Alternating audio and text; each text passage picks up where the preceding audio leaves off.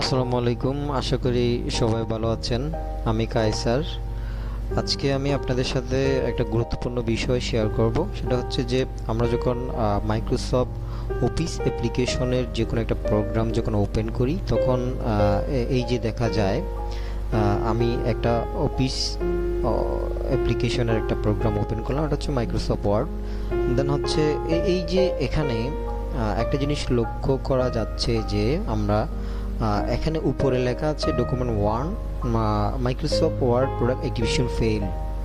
Microsoft Word product activation failed, এই জিনিসটা এটা কেন আসে? এটা আসলে কোনো একটা বিশেষ কারণে, এটা এক্সপায়ার চলে যাওয়ার কারণে হয়তো এটা আসে। এটা অ্যাক্টিভেশন করার জন্য আমাদেরকে কিছু প্রসেস ফলো করতে হয়, যে প্রসেসগুলো আমি আপনাদের সাথে আজকে শেয়ার করবো। সো দেরি না করে চলুন যে আসলে কিভাবে করা যায়।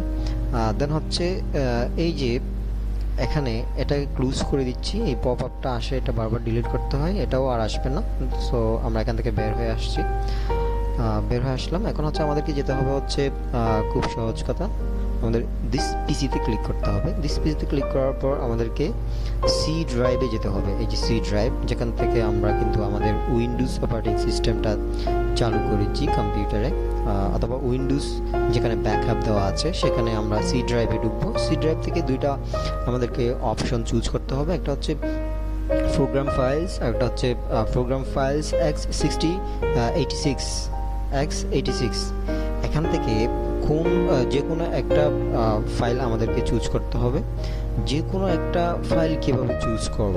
এটা হচ্ছে যে যে কোনো একটা ফাইলের মধ্যে গিয়ে আমাদেরকে ফাংশনে গিয়ে মূলত কাজটা করতে হবে। সো সেক্ষেত্রে আমাদেরকে আসলে অপারেটিং সিস্টেমটা জানতে হবে। আমাদের অপারেটিং, আমরা কোন অপারেটিং সিস্টেম থেকে আমরা আসলে কাজ করতেছি, আমাদের কম্পিউটার কোন অপারেটিং সিস্টেম থেকে চলতেছে, এটা একটু দেখার জন্য আমাদেরকে দিস পিসিতে রাইটে ক্লিক করতে হবে। রাইটে ক্লিক করার পর প্রপার্টিসে ক্লিক করতে হবে। প্রপার্টিসে ক্লিক করার পর আমাদের এই যে এখানে system type 64 bit operating system x64 based processor, এই যে এখানে 64, আমার কম্পিউটারটা হচ্ছে 64 বিট সিস্টেম অপারেট করে। সো আমি এখান থেকে বের হয়ে আসছি। আমাকে 64 বিট যেহেতু আমাদের অপারেটিং সিস্টেম, সেক্ষেত্রে আমাকে এই চুজ করতে হবে হচ্ছে আমাদের প্রোগ্রাম ফাইলস, যেহেতু আমরা 64 বিট ও সিস্টেম চালু রেখেছি। আমাদের যদি কম্পিউটার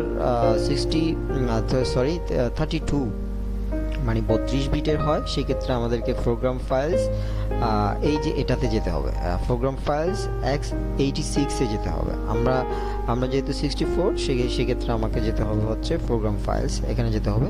এখান থেকে আমাদেরকে একটা একটা ফাইল চুজ করতে হবে, সেটা হচ্ছে কমান্ড ফাইলস। এই যে কমান্ড ফাইল চুজ করার পর আমাদেরকে চুজ করতে হবে হচ্ছে মাইক্রোসফট শেয়ারে ক্লিক করতে হবে। মাইক্রোসফট শেয়ারে ক্লিক করার পর এই যে আমাদেরকে চুজ করতে হবে হচ্ছে অফিস সফটওয়্যার প্রোটেকশন প্ল্যাটফর্ম, এখানে ক্লিক করতে হবে। এখানে ক্লিক করার পর সেকেন্ড লাস্ট যেটা অপশন দেখা যাচ্ছে এখানে OSPPSBC, এই যে এখানে রাইটে ক্লিক করব। রাইটে ক্লিক করার পর দেন হচ্ছে আমাদেরকে ক্লিক করতে হবে রান অ্যাজ